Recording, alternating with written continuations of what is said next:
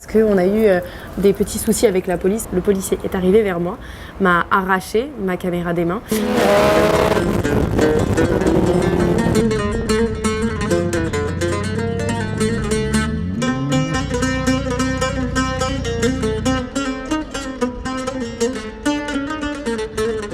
Bonjour à tous et bienvenue dans une nouvelle vidéo. Je suis ravie de vous retrouver aujourd'hui parce qu'on va faire une petite vidéo assez spéciale. Vous m'avez demandé des paysages, vous avez réclamé des paysages parce que vous voulez voir à quoi ressemble l'Algérie. Aujourd'hui, je vais vous montrer Alger d'une façon un peu spéciale parce qu'aujourd'hui, on va faire le tour d'Alger en moto.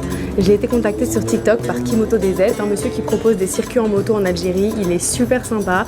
On a décidé ensemble du circuit qu'on allait faire. Je vais vous présenter les plus beaux monuments d'Alger. On va passer par certaines places. Je pars avec ma caméra et mon réflexe. Je vais tout donner. Je suis hyper contente, franchement je trouve ça trop original comme expérience, hyper sympa à faire, donc je suis trop pressée. Donc là je vais aller m'habiller parce qu'on n'est pas en condition pour faire de la moto et je vous emmène avec moi. Je suis trop pressée, j'ai trop hâte. J'ai trop hâte, oula, mais les arbres sont là ici. J'ai trop hâte d'y être. Je suis un tout petit peu stressée, je saurais pas vous dire pourquoi. Ah c'est bon, je crois que je le vois. Avant de prendre la route, bien évidemment, on s'équipe comme il faut. Casque de moto, veste. On se prépare pour 1h30 de balade avec des arrêts sur les grandes places que nous avons prévues. Je suis super excitée. Je crois que ça se voit, je ne vais faire que sourire pendant toute cette vidéo.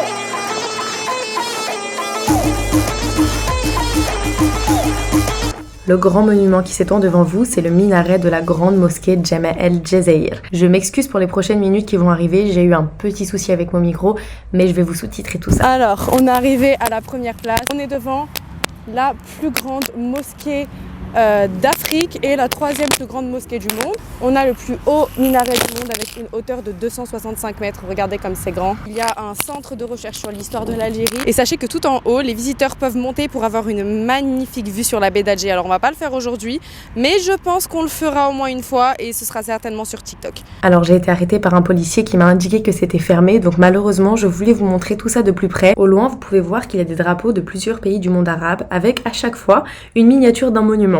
Ici, c'est la mosquée El Aqsa, qui est la plus grande mosquée de Palestine. On a aussi la pyramide d'Égypte et plein d'autres monuments que vous aurez l'occasion de voir dans une prochaine vidéo, c'est promis. J'ai prévu de revenir ici pour vous filmer tout ça de plus près. Bien évidemment, cette mosquée est dotée d'une salle de prière de plus de 20 000 mètres carrés et elle peut accueillir plus de 120 000 fidèles. Donc voilà, on a fait la première place, on va continuer. C'est génial, en moto c'est génial, je suis en train de kiffer ma vie. Je suis trop contente, en tout cas j'espère que ça va vous plaire. À chaque fois qu'on va arriver sur une plage, je vais essayer de vous expliquer un petit peu ce que c'est comme monument, quelle est son histoire. Voilà.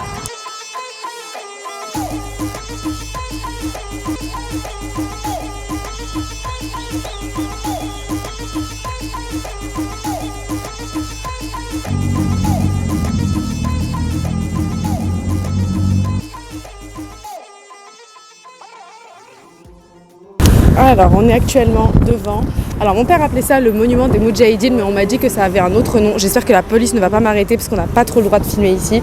Alors on est devant le monument de commémoration des hommes qui sont morts pour la révolution algérienne, qui sont morts pour l'indépendance. Alors les trois palmes, elles représentent les trois révolutions, la révolution industrielle, la révolution agraire et la révolution culturelle qu'il y a eu une fois que l'Algérie est devenue indépendante. Il a été érigé en 1982 et fait 92 mètres de hauteur. Et je ne sais pas si vous voyez, mais il y a une petite statue au pied du monument. Et bien justement, c'est un moudjahid. Un moudjahid, en fait, c'est le titre officiel qui est donné à toute personne ayant combattu pendant la révolution algérienne contre le colonialisme français. Dans l'islam, c'est aussi un mot qui désigne un combattant de la foi, quelqu'un qui est engagé dans le djihad. Le djihad qui signifie le combat.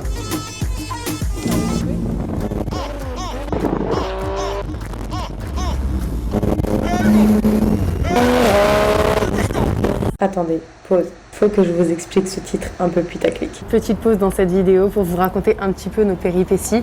On est le lendemain, vous inquiétez pas, vous allez avoir la suite de cette vidéo. Ça avait trop bien commencé, donc je tiens vraiment à la finir. Hier, on a dû arrêter de filmer parce qu'on a eu des petits soucis avec la police. Alors, rien de grave, j'ai hésité à la raconter. Puis je me suis dit qu'en fait, ça fait tout simplement partie de mon voyage, donc autant que je vous le raconte. Et puis, c'est important à savoir aussi, si un jour vous avez envie de venir en Algérie, si vous voulez venir faire du tourisme, je pense que c'est important de savoir savoir qu'on ne peut pas filmer partout. Et comme vous l'avez vu sur les vidéos, nous étions en train de rouler et j'étais en train de filmer le paysage avec ma caméra. Sauf que en Algérie, ce qu'il faut savoir, c'est qu'il y a beaucoup de barrages de police. Il y a des panneaux avec écrit halte police, on s'arrête et la plupart du temps, tout se passe bien, on vous laisse passer. Sauf que là, moi, j'avais ma caméra et donc ça a attiré l'attention, sachant qu'en fait, on est passé juste devant le palais présidentiel. À ce moment-là, j'étais en train de filmer comme ça avec ma caméra. Alors, je ne savais pas que c'était le palais présidentiel, je tiens à le dire. Et ce qui s'est passé, je pense qu'on n'aurait pas eu de problème plus que ça si, au moment où on était passé, il n'y avait pas eu un ministre qui était sorti. En fait, il y a un ministre qui était escorté par les voitures de police, vous savez, voitures noires, vite teintées, etc. Et c'est à ce moment-là que je suis passée avec ma caméra. Donc forcément, le policier est arrivé vers moi et ils nous ont ordonné simplement de nous arrêter. On a été mis sur le côté et ensuite il y a eu tout un tas de contrôles qui ont été faits vis-à-vis de la moto, vis-à-vis de nos papiers. Je tiens à préciser que les policiers ont été très gentils. Ils ont fini par comprendre que c'était un malentendu. Ils ont pensé en fait que j'étais là pour filmer le ministre volontairement, ce qui n'était pas du tout le cas. Moi j'étais juste là pour filmer le paysage et en fait ce qui s'est passé c'est qu'on a dû faire des vérifications. Donc on a été arrêtés à peu près vers 16h30 et je ne suis rentrée chez moi qu'aux alentours de 20h. Donc c'était très long en fait, c'était très long le temps qu'ils vérifient qui j'étais, pourquoi j'étais là. On a aussi revisionné les images ensemble pour que je puisse leur prouver en fait que j'étais pas là du tout pour filmer le ministre ou pour des raisons politiques ou ce genre de choses. C'était vraiment juste une vidéo pour montrer le paysage. C'était une expérience. J'ai pas eu particulièrement peur, j'ai juste été très angoissée parce que le monsieur en fait m'a confisqué mon appareil photo et mon téléphone portable. Mon téléphone portable sur lequel je n'avais que 10% de batterie et j'avais très bien compris qu'on n'allait pas me relâcher tout de suite. Donc je me suis dit, ma mère. J'ai pensé à ma mère et je me suis dit, si je ne lui envoie pas un message avant qu'il fasse nuit, genre elle va paniquer. Parce qu'en fait elle était déjà pas du tout d'accord que je parte en moto avec quelqu'un que je ne connais pas, ce qui est normal, on est à l'étranger, etc. Voilà. C'est vrai que si je ne lui envoie pas de message, que mon téléphone est déchargé et que je ne lui réponds pas, je savais qu'elle allait paniquer. Donc en fait j'étais très angoissée pour ça, je tenais plus. J'ai fini par demander à un policier si vraiment on pouvait pas me rendre mon téléphone juste pour que je passe un coup de fil devant eux, un haut-parleur, juste pour prévenir ma mère. Et évidemment ils m'ont dit qu'il n'y avait aucun problème. Donc voilà, je tiens à préciser quand même qu'ils ont été très sympas, on n'a eu aucun problème. On s'est même très, très bien entendu avec la commissaire, avec qui on a énormément rigolé. Enfin, parce que c'est quand même important de le dire qu'il y a des endroits dans lesquels on ne peut pas filmer, il y a des endroits où il faut faire attention et que en fait dès qu'il y a la police, je vous déconseille en fait simplement de sortir ne serait-ce que votre téléphone ou votre appareil photo. C'était vraiment un coup de pas de chance, hein. Il faut comprendre que je ne me suis pas arrêtée devant le palais présidentiel pour le filmer. C'est vraiment, on est passé à ce moment-là en moto et il y a le ministre qui est sorti au même moment. Donc c'était un gros malentendu. Je vais m'habiller et je vais rejoindre Kimo. On a beaucoup de chance, il devait pleuvoir aujourd'hui, donc j'étais vraiment au bout de ma vie parce que je me suis dit que je pourrais jamais terminer cette vidéo, donc j'étais dégoûtée. Finalement, il fait super beau.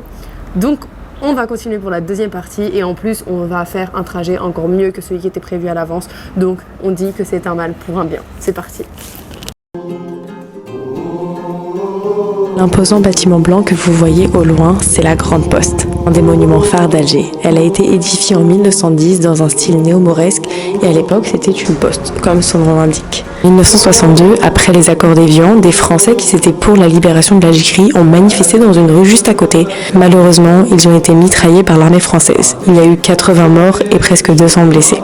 Si je vous raconte ça, c'est parce que les manifestants ont cherché à se protéger en se cachant derrière le parvis, justement, de la Grande Poste. C'est l'une des anecdotes historiques de la Grande Poste, il y en a bien d'autres. D'ailleurs, vous retrouverez souvent la Grande Poste en arrière-plan dans des clichés de l'histoire algérienne.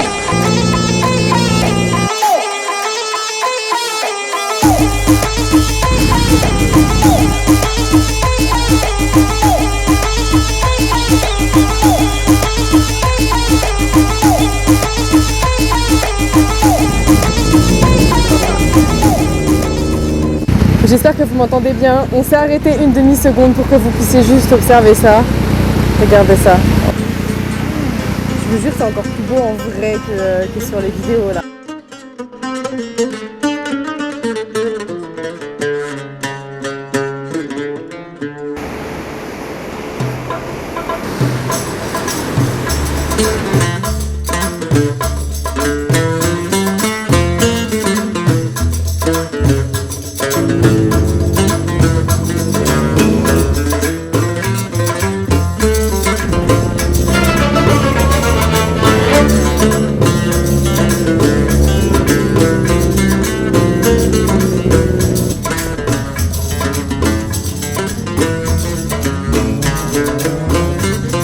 alors là, on est arrivé, enfin on n'est pas encore arrivé au point culminant de la forêt de Baïnem, mais c'était un lieu qu'on voulait vous montrer parce qu'on a la chance, oh là j'ai failli tomber, on évite de tomber dans le ravin madame, une magnifique vue sur Alger. Alors je crois qu'on n'est pas encore monté tout en haut et qu'on va encore monter. C'est une forêt qui est aménagée pour les familles, il y a plein de petits restos, là-bas il y a un resto où tu peux manger avec la vue sur la mer. Il me semble que c'est un espace qui est protégé.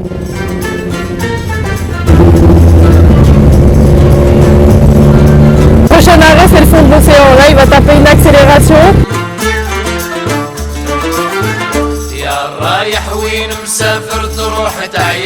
La cathédrale Notre-Dame que vous voyez, mais ici on peut quand même vous montrer l'incroyable vue qu'on a sur Alger. Non mais c'est incroyable, c'est magnifique.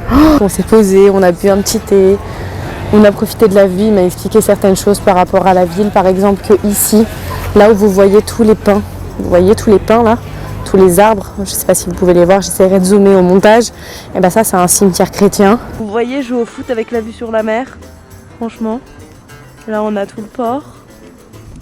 Là-bas on a la mosquée de Jemaa El Jazayir qu'on a vu tout à l'heure, et là-bas on a le monument des martyrs.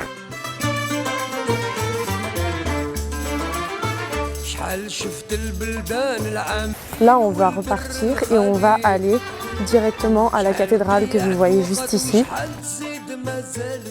Après il y a quelque chose d'important à préciser, je me suis demandé si j'en parlais. Pareil, j'ai tellement envie de donner une bonne et une belle image, J'ai tellement envie de donner une belle image de l'Algérie que j'ai pas envie forcément de vous montrer les trucs négatifs, mais bon, ça fait quand même partie des choses négatives, c'est-à-dire la pollution et les déchets qu'il y a. Mais je tiens à préciser que les esprits sont en train de s'ouvrir de plus en plus, qu'il y a une petite conscience écologique qui commence un peu à germer dans les esprits. C'était déjà quelque chose qui m'avait beaucoup marqué en Algérie, mais c'est déjà beaucoup plus propre. Je tiens à le préciser que depuis ça a déjà pas mal changé et qu'il y a de plus en plus de nettoyage qui est fait dans les rues. Donc voilà, mais en tout cas c'est magnifique.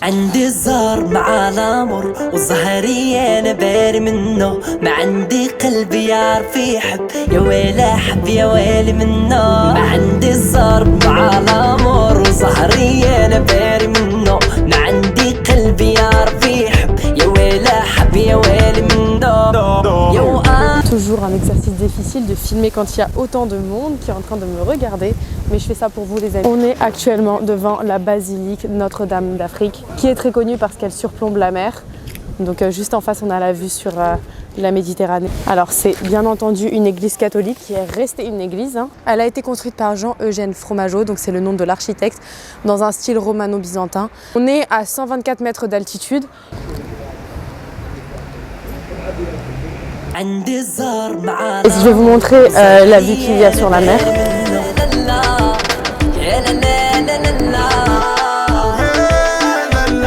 Donc juste au-dessus, on a la Vierge qui surplombe le monument. Il y a une grande esplanade où les gens viennent se poser, où les jeunes jouent au foot comme d'habitude.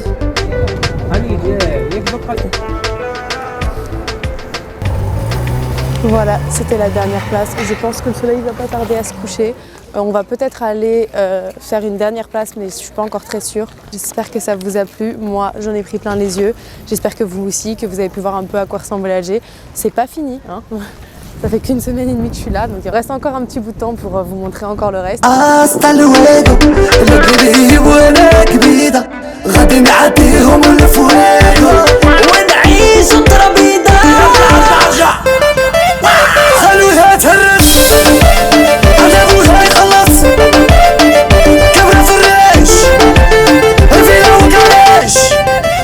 J'ai beaucoup de batterie, mais avant de rentrer à la maison, il m'a fait passer par le stade du 5 juillet. C'est un stade de foot, je suis en train de monter tout en haut pour avoir les plus belles images possibles. J'ai plus beaucoup de batterie, donc j'espère que ça va tenir. Est-ce que vous le voyez? J'ai plus de souffle. Ah, je suis désolée, j'aurais tellement voulu vous le montrer un peu mieux. Mais là on est vraiment sur une fin de batterie. C'est un endroit où les gens viennent faire de la moto, s'entraîner à la conduite. S'il fait de la moto sans moi, je vais lui en vouloir. Il fait de la moto sans moi. C'est lui qui fait des roues sans moi là. Il est en train de faire des roues arrière sans moi là.